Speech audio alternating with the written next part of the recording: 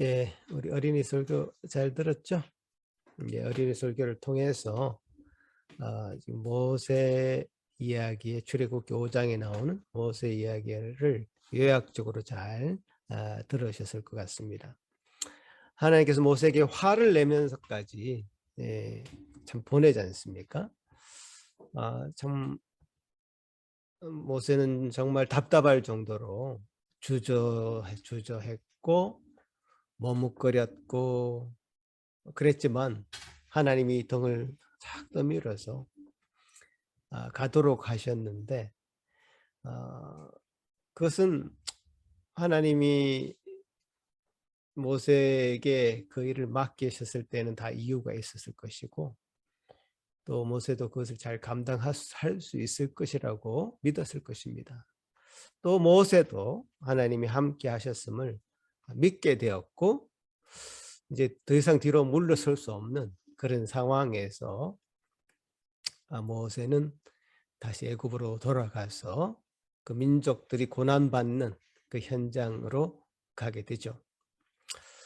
하나님의 명령과 이스라엘 온 민족들의 소원을 담아서 바로 왕 앞에 당당하게 이제 서게 되는 겁니다. 모세는 겁날 것이 없습니다. 하나님이 함께 해주신다고 약속하셨고 그 민족들이 이스라엘 민족들이 모세와 아론을 정말 100% 스포트하고 있기 때문에 당당하게 설 수 있었죠. 광야로 나가게 해달라. 우리를 사흘 길만 걸어서 하나님 앞에 절기를 지키도록 해달라. 이렇게 당당하게 얘기했지만 그 아까 들은 대로 그 바로 왕의 반응은 뭐냐 알았다. 이렇게 반응하지 않았죠.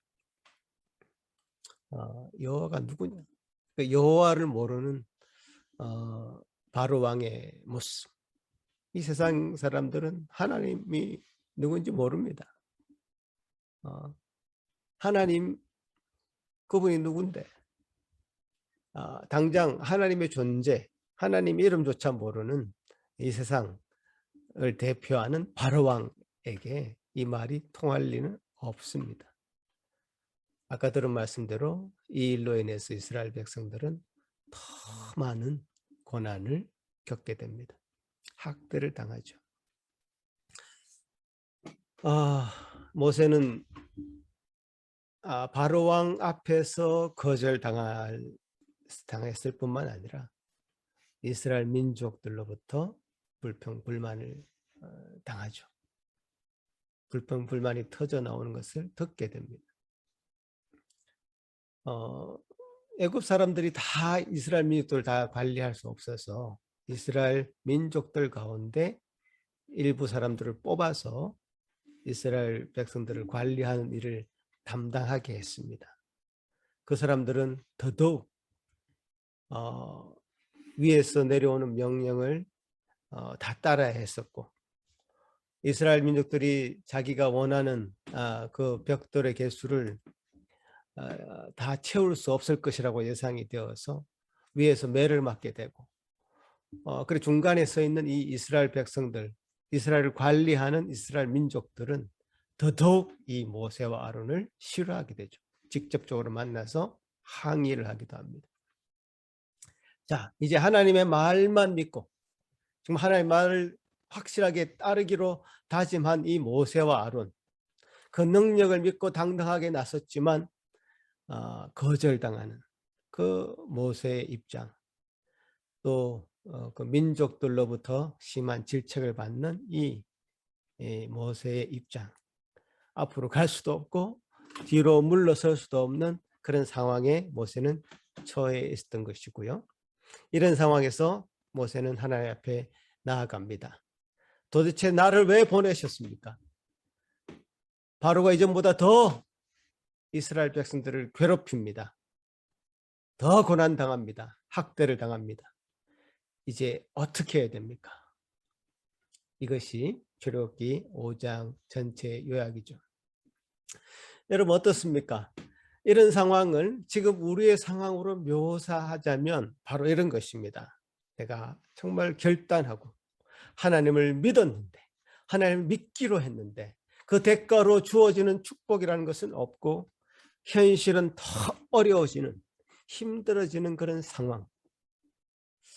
하나님을 믿는 자로서의 외적인 표정이 하나도 없는 그런 상황. 내가 하나님 믿는 자라는 것을 드러내야 될 것인데 다른 사람에게 설명할 길이 없는 그런 상황. 막막한 상황을 우리는 쉽게 맞이할 수 있습니다. 지금 바로는 유대인 남자들을 살해하기까지 하고요. 이스라엘 민족들은 그 무거운 노동과 학대 속에서 정말 벌벌 떨면서 민족적인 고난을 당하고 있는 상황 가운데 가장 무엇보다도 더 두려운 것은 하나님의 침묵이었을 것입니다. 하나님의 침묵. 여러분, 홀로코스트라는 말을 들어보셨을 것입니다. 1930년대 후반부터 1940년대까지 전 유럽에 흩어져 있는 유대인들 900만 명 중에서 약 3분의 2 정도인 600만 명이 학살당하는 그런 일을 홀로코스트라고 합니다. 어떻게 이런 일이 일어날 수 있을까? 어떻게 이런 충격적인 일을 당하게 되면요, 사람들은 질문을 하기 시작합니다. 우리 하나님은 어디 계십니까? 하나님은 왜 침묵하십니까? 믿음을 가졌다면 그 사람이 하나님을 믿는다면 당연히 할 수 있는 질문인 것이죠. 한국에 세월호 사건이 일어났을 때 그때 죽은 그 300여 명 중에서 약 50여 명이 크리스찬이었다고 합니다. 당연히 질문하지 않겠습니까? 왜 내 아들과 내 딸이 그렇게 하나님을 잘 믿었는데 그렇게 물에 빠져 죽을 수밖에 없었는가? 당연히 질문하지 않겠습니까? 지금은 전 세계적으로 죽음의 그림자가 뒤덮여 있는 것 같습니다. 눈에 보이지도 않는 것들로부터 공격을 당합니다. 이건 일시적인 것도 아니고요. 지역적인 이슈도 아닙니다. 어쩌면 홀로코스트보다 더 큰 충격이 이 세상을 강타했습니다. 사람들은 질문합니다. 왜 이런 일이 일어납니까? 하나님은 어디에 계십니까? 사람들은 질문하고 있습니다. 여러분도 질문하고 계십니까? 왜 이런 일은 일어나고 그때 하나님은 어디에 계십니까? 여러분, 질문하지 않으면 답도 얻을 수 없습니다. 질문을 해야지 그나마 답을 얻을 가능성이 생기는 거죠. 질문을 하지 않는다는 것은 관심이 없다는 증거죠. 세상이 어떻게 돌아가든 나는 상관하지 않겠다라는 그런 사람은 질문하지 않겠죠. 그러나 내가 조금이라도 하나님에 대한 감각이 있고 생각이 있는 신자라면 질문하게 되어 있습니다. 그 질문에 대해서 답을 제대로 얻지 못하면 어떻게 되겠습니까? 사람들은 질문했습니다. 홀로코스트가 일어났을 때에 과연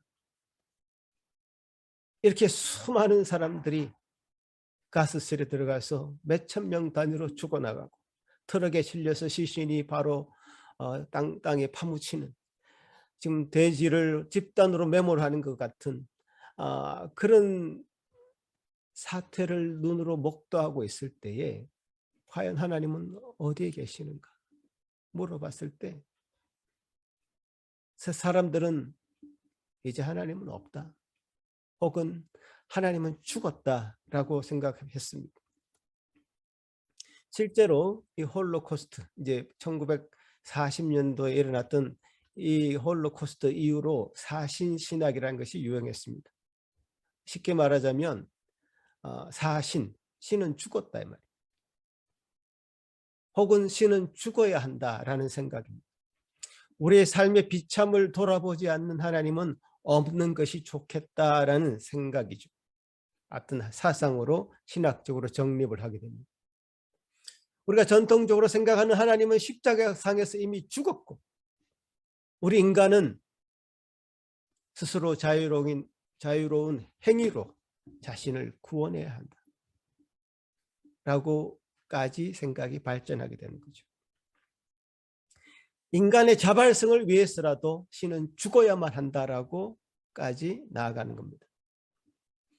하나님은 존재하기는 하나 우리 삶에서 역사하지 않는다라고 생각하기 시작한 거죠.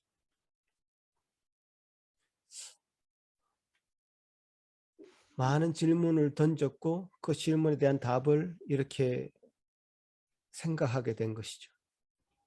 그러나 그들은 답을 잘못 얻은 것이죠. 답을 잘못 얻었거나 또 답을 얻지 못한 사람은 다 이리로 갈 가능성이, 그 위험성이 충분히 있습니다. 그러나 더더욱 위험한 것은 무엇인지 아십니까?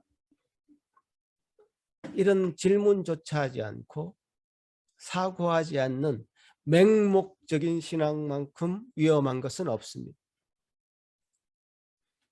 홀로코스트가 일어났을 때요, 아주 평범한 독일인이었던 아이히만이라는 사람이 있었습니다. 그는 법을 어긴 적이 한 번도 없는 아주 정직한 노동자였습니다. 그가 어느 날 친구와 함께 히틀러가 이끄는 나치당에 들어가게 됩니다. 왜냐하면 아주 간단한 이유였습니다. 그는 나치당에 들어가면 내가 노동하는 것보다 더 쉬운 일을 하면서 돈을 많이 벌 수 있기 때문에 가서 행정적인 일을 맡게 됩니다. 수송에 관련된 일을 너무 잘합니다.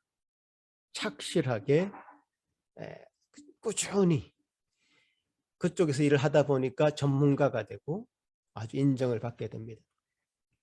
그러다 2차 세계대전이 끝나고 독일이 패전으로 끝나죠. 여러분 아시다시피.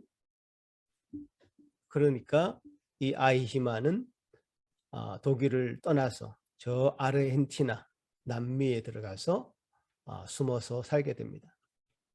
그렇게 숨어서 산 지 약 15년 정도 되었을 때 1960년도에 이스라엘의 정보기관인 모사드가 이 아이히만을 찾아냅니다. 그래서 이스라엘로 납치해서 이스라엘 전범 재판을 세우게 됩니다.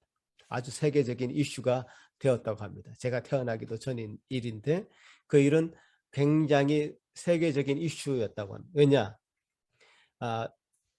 전쟁이 끝난 이후에 15년이 지났고 그 15년이 지난 이후에 이스라엘 유대인들을 그렇게 학살했던데 정말 1등급으로 1등으로 공헌했던 한 사람이 잡혀가지고 이스라엘의 전범 재판에 서게 된다니까 사람들은 온 세계의 그 미디어들이 다 출동해서 어떤 악마 같은 사람이 있을까 하면서 카메라를 들이대게 되는 것이죠. 그런데 세상 사람들의 기대와는 달리 그 아히만은 우리 동네 옆집에서 사는 아저씨와 같은 이도 삐뚤삐뚤하게 나 있는 안경 낀 50대 중후반의 평범한 사람이었다는 겁니다. 그리고 그는 재판정에서 일관적으로 그는 자기는 아무 죄가 없다. 자기 행한 일에 대한 어떤 죄책감도 없었습니다.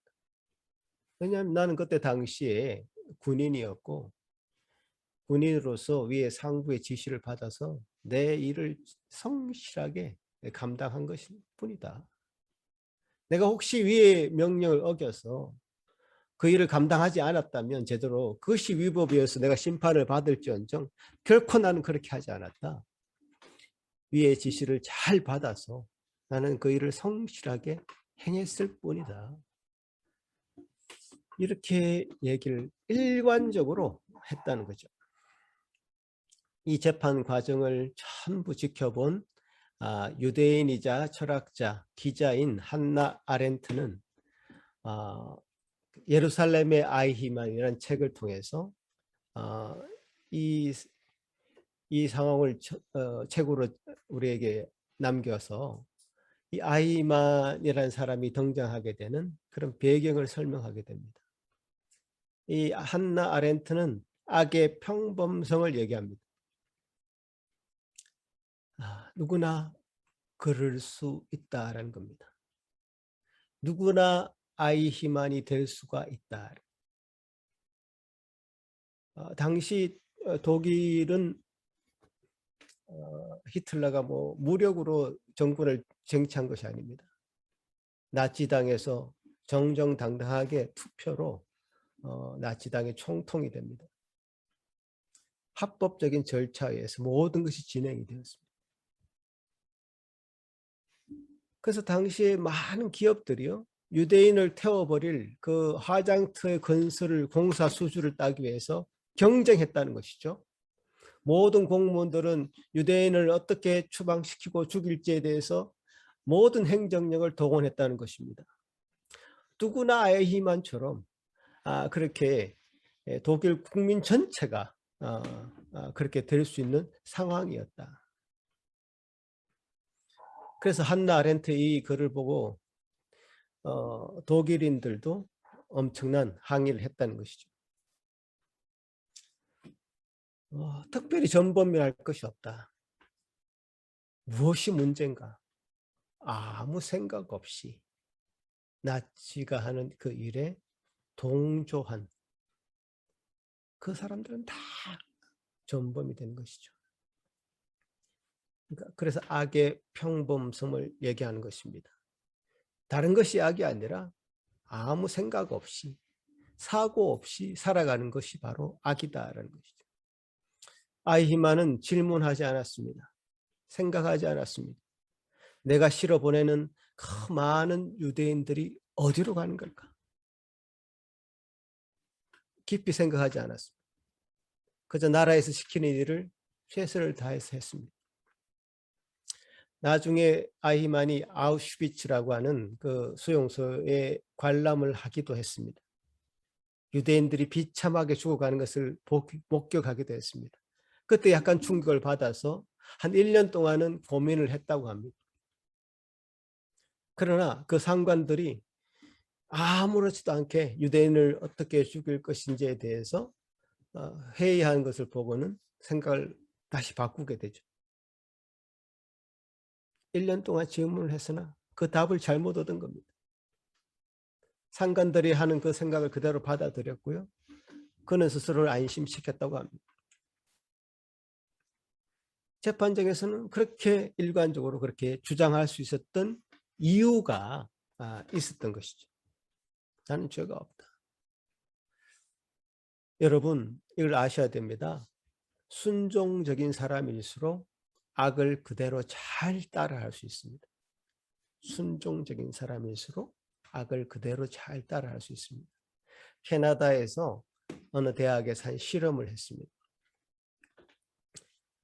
어느 대학교에서 교정에서 정말 교수님처럼 생긴 그런 안경을 끼고 아주 멀끔한 양복을 입고 정말 지식인 같이 보이는 그 사람이 지나가는 학생들에게 이렇게 요청을 했다는 겁니다. 내가 정말 필요한데 지금 도서관에 몇째 층 어떤 책에 그 페이지가 2페이지만 필요한데 그것을 좀 찢어 줄 수 있겠냐.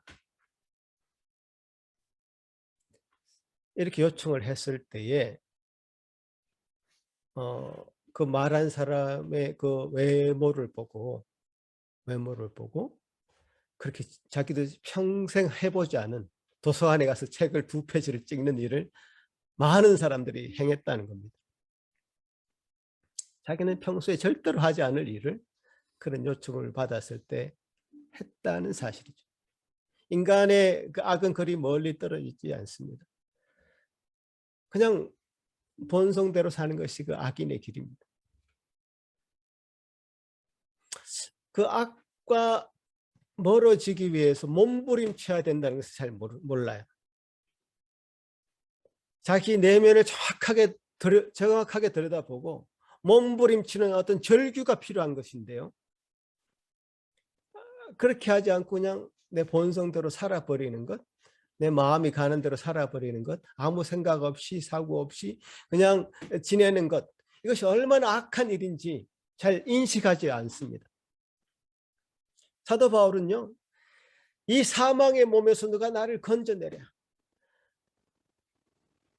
절규했습니다. 자신의 속에 악을 행하려고 하는 그 소욕이 가득 차 있는 것을 발견하고 그것을 떨쳐내고자 절규하고 몸부림을 쳤습니다.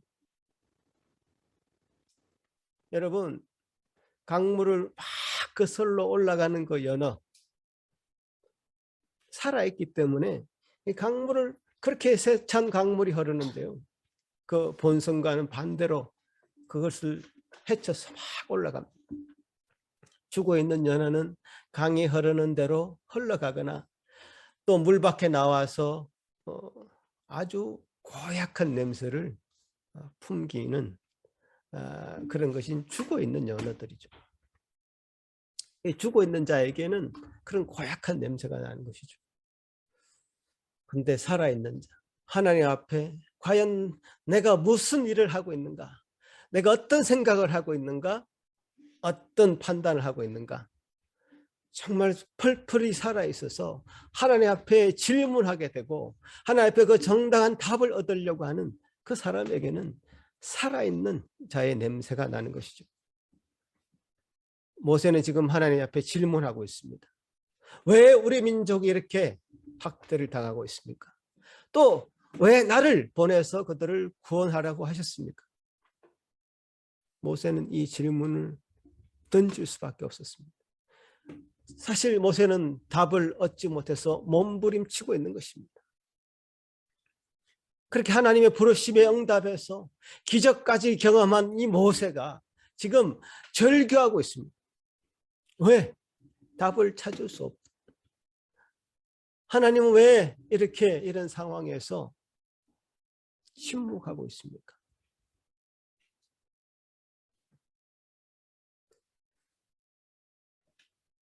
이런 모세는 절규하고 있고 하나님 앞에 몸부림치고 있고 매달리고 있습니다. 우리는 왜 그만큼 절규하지 않는 거죠? 왜 우리는 그만큼 몸부림치지 않는 거죠? 그래놓고 왜 하나님은 없다고 단정해 버리는 거죠? 그건 너무나 쉬운 선택입니다. 너무나 인간적인 선택이죠. 그냥 본성대로 내뱉는 그런 말인 것이죠. 요한복음에서는요, 예수님을 이 세상에 오신 빛으로 소개하고 있습니다. 세상에 빛이 왔는데 어둠이 그 빛을 깨닫지 못하고 빛을 미워하게 되었다라고 예수님을 소개하고 있습니다. 마찬가지로요, 세상은 절대 우리 믿는 자의 편이 아닙니다. 요한복음 15장에 예수님 이런 말씀을 또 하셨는데요. 여러분, 이 말씀 중요한 말씀이니까 같이 한번 읽어봤으면 좋겠습니다. 요한복음 15장 18절 19절 말씀인데요. 같이 한번 읽어보겠습니다. 시작. 세상이 너희를 미워하면 너희보다 먼저 나를 미워한 줄을 알라. 너희가 세상에 속하였으면 세상이 자기의 것을 사랑할 것이나 너희는 세상에 속한 자가 아니요 도리어 내가 너희를 세상에서 택하였기 때문에 세상이 너희를 미워하느니라. 예수님은 어떻게 빛으로 왔는데 세상의 미움을 받게 된 것이고요. 우리가 빛을 따르는 자, 예수 그리스도를 믿는 자라는 그 신분 때문에 세상으로부터 우리는 미움을 받게 되는 그 운명에 처해 있다. 그런 말씀입니다. 우리에게 참된 생명이 있습니다. 빛이 있습니다. 그러나 우리는 이 세상이 더 힘센, 이 세상이 더 능력을 발휘하는 그 시간에 갇혀 있다는 사실을 기억해야 됩니다. 약속은 아직 실현되지 않고요. 믿음으로 뭔가를 기다려야 되는 그 시간 안에 우리가 있다는 뜻이죠. 세상에서 많은 고난과 학대를 당할 수밖에 없는 현실과 하나님의 침묵을 동시에 경험하는 그 시간이라는 것이죠. 내게 어려움이 생기면 여러분 자칫 내 신앙이 뭐 잘못되어서 그런가? 라는 것으로 받아들이는데 그것은 그런 신앙은 문제가 있습니다, 여러분. 아닙니다. 어려움은 우리 인간이 당하는 어떤 숙명과도 같은 것입니다. 죽음이라는 어려움.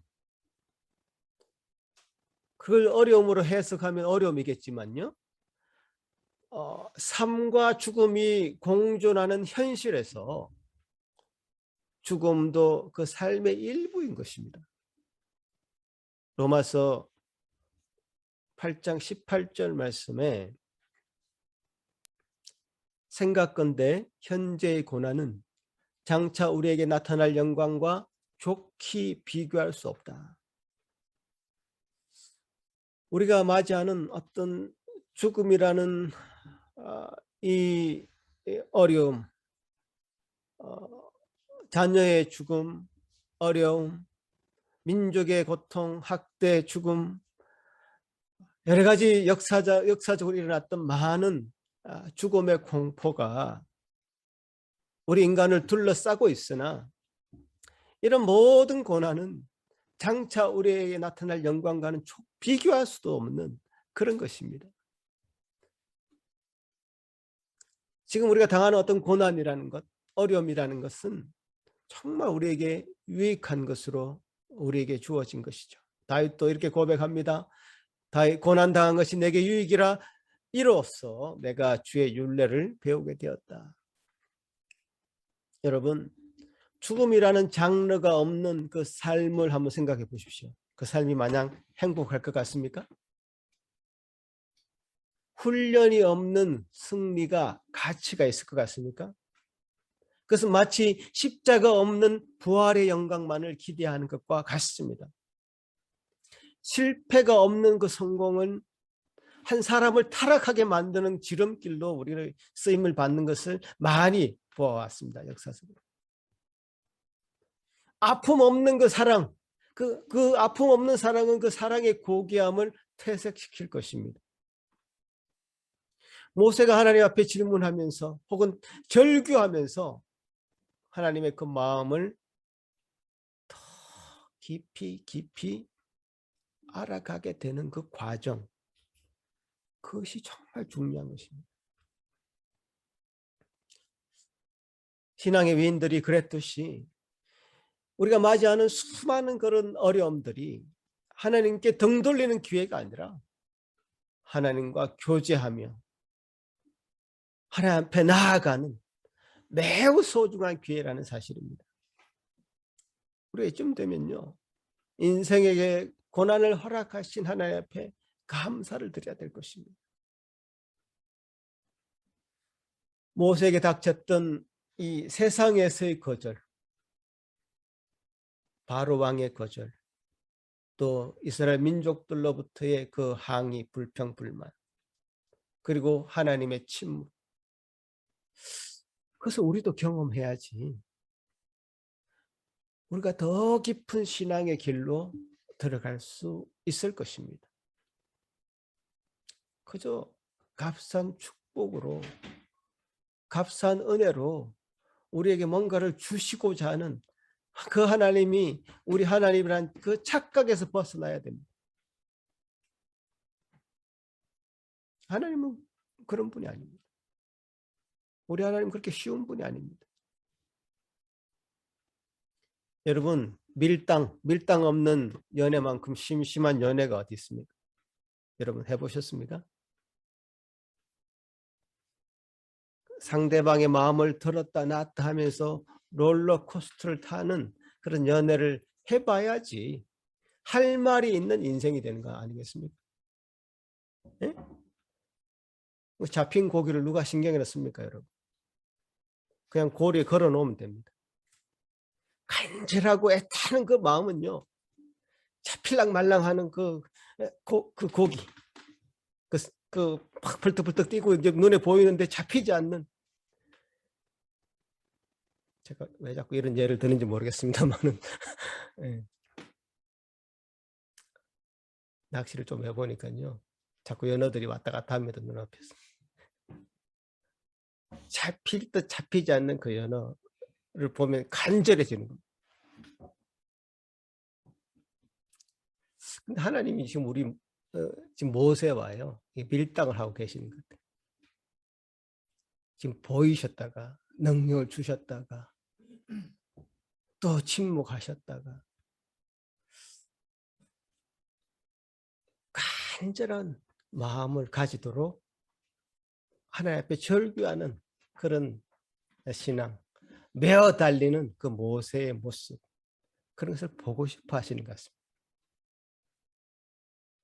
이런 과정을 통해서 목적하는 바가 뭘까요, 하나님이? 결국 하나님은 이 모세가 더 거룩해지기를 바라고 있습니다. 여러분, 이제 말씀을 마치겠습니다. 여러분, 지금 하나님 앞에 질문하고 계십니까? 메어 달리고 있습니까, 여러분? 하나님은 여러분에게 뭐라고 말씀하십니까? 혹 침묵하고 계십니까? 저는 이런 과정이 너무 중요하다고 생각합니다. 너무 필요한 과정입니다. 결코 우리 하나님은 그 간절함과 절규와 우리의 소원, 그런 것을 외면하시는 분이 아닙니다. 우리 하나님 앞에 우리가 더 거룩해지기를, 지금 하나님은 우리를 그렇게 만들어 가시기를 정말 바라고 계시기 때문에 우리를 그냥 내버려 두지 아니하시고 밀었다가 당겼다가 이렇게 하시는 것입니다. 세상의 거절, 어려움, 여러 가지 고난, 참 우울함, 우리는 많은 것을 이 세상에서 경험하고 살고 있습니다. 그럼에도 불구하고 내 삶에 하나님이 직접적으로 개입하지 않으시고 침묵하고 있다는 것을 느낄 때 우리는 절망할 수 있습니다. 자포자기할 수 있습니다. 그것은 믿는 자의 선택이 아닙니다. 하나님의 말씀을, 언약을 따르는 자의 선택이 아닙니다. 하나님께서 주시는 이 말씀을 믿음으로 바라볼 수 있는 그 마음이 생길 때까지 하나님 앞에 매달리십시오. 절규하십시오. 계속적으로 질문을 던지십시오. 하나님 여러분에게 분명한 답을 허락하실 것입니다. 그 하나님의 마음을 다 받으시기를 바랍니다. 이런 과정을 통해서 하나님 우리를 계속해서 거룩하게 만들어 가실 것입니다. 기도하시겠습니다. 하나님 아버지 감사합니다. 오늘 허락하신 이 말씀을 통해서 주님 우리에게 얼마나 많은 것을 말씀하고 계시는지 보았나이다.